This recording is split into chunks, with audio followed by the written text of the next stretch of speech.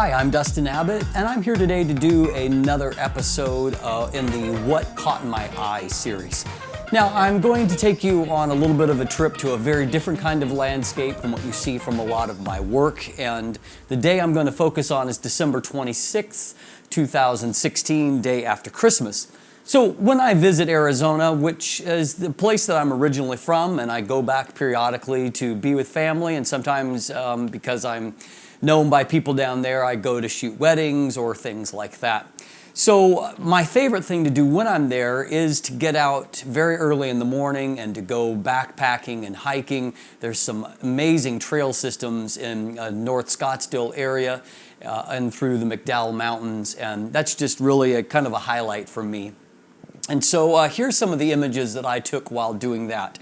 So to give you a quick idea of the gear I used for this excursion going out, I use this low pro trail backpack quite a bit. It's lightweight, and part of what I like about it for travel is the fact that the top section you can put pretty much whatever you want in it, you know, water, food, and then it's divided up for camera gear on the bottom. So you can't necessarily carry a ton of gear, although you can throw a second body in that top section.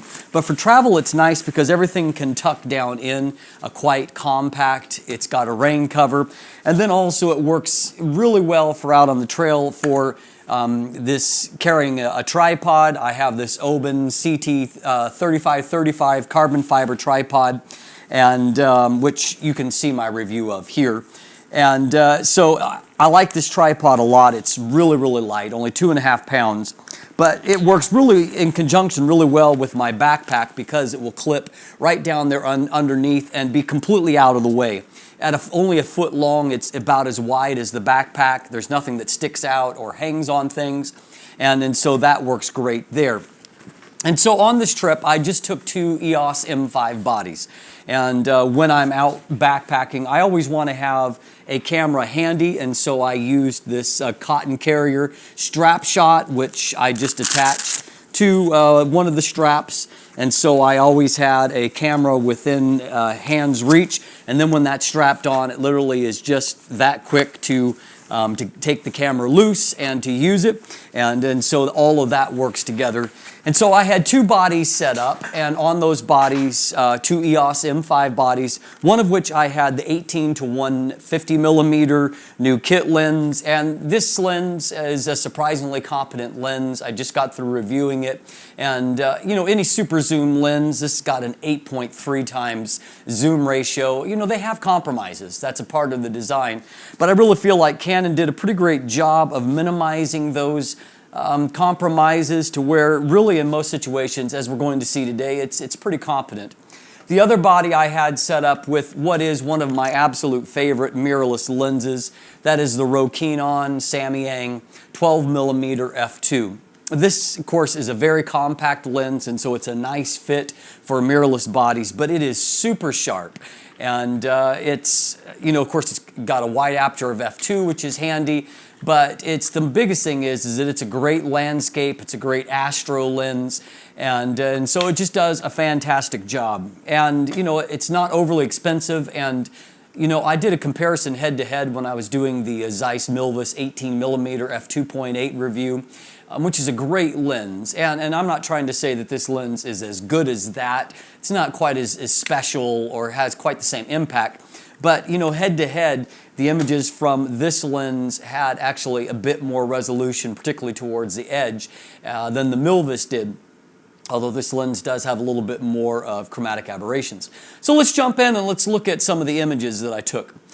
So I went out before day actually broke, and you know, the morning that I had to get out, there wasn't a lot of clouds in the sky, and so that does give you a little bit of a challenge in that you've got a pretty slight window when the light's going to be fantastic and everything's going to look great. But if there's no kind of clouds in the sky and the sky just becomes just an open blue, as it often does in Arizona, that's not all that visually interesting. And so you really need to catch that early light. And so in this case, I went out and before the sun was really up, I started to do some silhouette shooting. Saguaro cactus are my favorite for silhouettes. I think in all of nature, they're one of the most natural silhouettes. The lines are really clean, easily recognizable, and they silhouette super well. And so I took this shot just to get a sense of the hills and a saguaro there. And it was kind of nice since there was no clouds in the sky that a passing plane had given a contrail that was kind of drifting.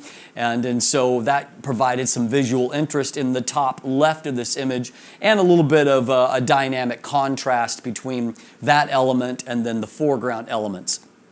Here's another shot that I took just a few minutes later, composed differently. Both of these are shot with the 18 to 150 millimeter lens.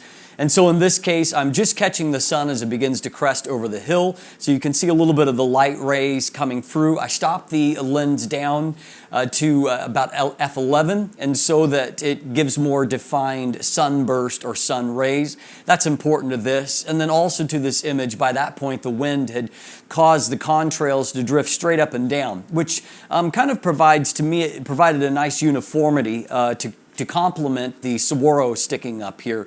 And so again, with these type images, you really don't have to do much to process them. Unless you're going to try to bring out the foreground, which in this case, it's really too underexposed. The dynamic range is better on the M5 compared to previous M series bodies, but it's not quite ready to recover those kinds of shadows. And in this case, I don't want to. I want the silhouettes. And so here it's about emphasizing the rising sun and the silhouettes.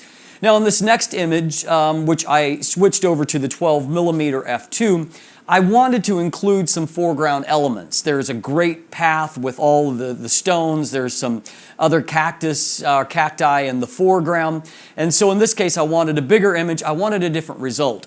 And even still, I needed to do a little bit more foreground lifting. But the end result, I think, is a nicely balanced image that shows off both the great, sun, and so the sky and that sun is not too blown out.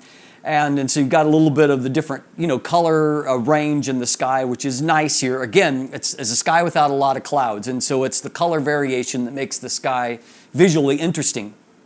But even more important here was to get those foreground elements and the path cutting through the scene to kind of lead the eye on toward the mountains. Now in this next image, this is also shot with the Rokinon. It's one of the things that's really amazing when the sun is quite directional, either at golden hour in the morning or in the evening. There are a lot of cactus spines actually are really fantastic at catching the light, and they look, I don't know, the pictures hardly even do it justice, the way that they just glow. They look beautiful, although obviously if you look up close here, they're a rather painful kind of beautiful. And so in this case, I wanted to get up close to this cholla cactus. And chollas, you have to be really careful around them. They're what they often call jumping cactus. They don't actually jump, but these little clumps full of spines, they are somewhat attracted to heat and they brush off very easily. And so if you just touch against them, they'll come right off, and then they have like hooks that will barb into your skin. And if you try to just kind of flick it off, it will actually kind of roll more and dig in more. So they're nasty if you get them on you. So let's just say I shot this particular shot carefully because I actually was quite close to compose with the 12 millimeter, but I wanted to really put that in the foreground and then the rest of the scene more in the background. But if we jump in here and we zoom in a bit, you can see how incredibly sharp the Rokinon is, even at wide apertures. And so I like this image because it kind of shows off, it gets close and shows off the cholla a bit more. Now this scene is stepping back a little bit more to try to highlight that same thing that I spoke to you about, the way that the cholla will actually, and other cacti too, those spines will actually catch the light. And in this case, you can see, again, the Rokinon for this image, and I've cropped to a 16:9. And I'll show you the image that I cropped this from. I wanted to get a little more visual interest. Actually, even in my first pass of going through all of these images, I didn't even give this one a second look. But I gave it a second look before I set up for this particular episode, and I saw when I zoomed into the image that I really liked what I saw. And so I decided to crop in with a 16:9 crop. and just to give this image more visual interest. And in this case, although there's some ghosting, it has kind of a cinematic look to it that I think that works within the broader scale of this image. Now, in the next couple of images, one of the things that you will see sometimes is cacti are in the stages of decay, which is actually quite interesting in that, unlike plants or trees where you might see wood exposed, the innard parts of a lot of cacti are almost more like bones, and so it kind of works well with the whole dry desert scene. And so in this case, I shot the rising sun through some of these dried bones, and this is actually one of those same cholla plants that's in the process of dying. And so there's actually a lot of visual interest here, and so I processed this one because I wanted to bring out some of that kind of white bleached out bone look. And so I did some targeted exposure raising on that. I also emphasized kind of the reddy desert tones on this image that kind of come and are highlighted by the flare that's already up there. There's a bit of hazing that's taking place. And so overall, I thought this was, visually interesting and a good storytelling image.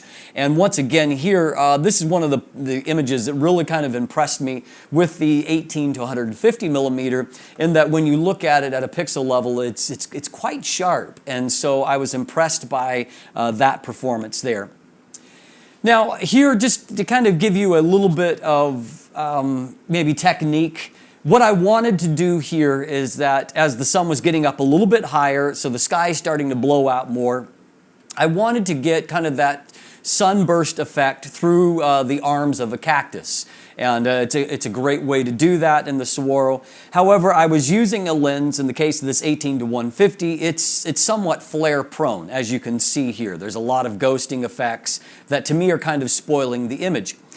But I want you to see how that if you kind of visually watch and are careful at the way that you situate the sun, if we move on to this next image, it's the exact same setup, except for what I've done is I've just worked a little bit harder at blocking a lot of the direct light for the sun and just getting kind of a hint around the edge of the cactus. And so the end result is that I still get that nice sunburst effect, but without either the loss of contrast, and most importantly, without the ghosting effect that kind of spoiled the image for me before. And so being careful with how you place the sun, even with a lens that is somewhat flare prone, can still get you a good end result if you're careful in your composition. Now, this last image is back to the Rokinon here, and it's kind of a similar type image. You can see the difference in the Rokinon. It has fewer blades, and so as a result, it's not as visually interesting in my mind when it's stopped down. It's, let me see, it has got only 6 aperture blades. And so as a result, to me, the sunburst is not quite as visually interesting. But I do really like this image globally, because I wanted to be able to get some of that foreground brought back, some great rocks there, and then also, of course, the interest of those cholla catching the light, to try to put all of those elements together in one shot here. So there you have just some of the things you can do early in the morning in the desert. And of course, a lot of these techniques, they'll also work shooting early on in other type environments. And hopefully you have learned a few things, a few tricks along the way, and enjoyed what caught my eye on December 26th, 2016. I'm Dustin Abbott, and if you haven't already, you can follow me on social media. Down below, sign up for my newsletter. There's also, if you'll look in the description, there's some linkage to some of this gear, but there's also a link there to an article I wrote about some of these same things, along with a photo gallery from my Arizona images. It'll give you a lot of other great images to look at. Thanks for watching, and if you haven't already, please click that subscribe button. Have a great day.